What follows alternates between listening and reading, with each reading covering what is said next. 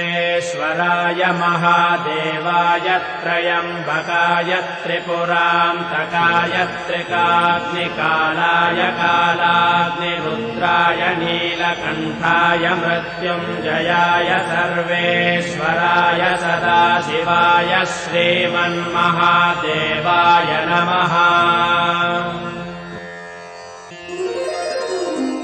नमस्ते अस्तु भगवन् विश्वेश्वराय महादेवाय त्रयम्बकाय त्रिपुरान्तकाय त्रिकाग्निकालाय कालाग्निरुद्राय नीलकण्ठाय मृत्युञ्जयाय सर्वेश्वराय सदाशिवाय श्रीमन्महादेवाय नमः।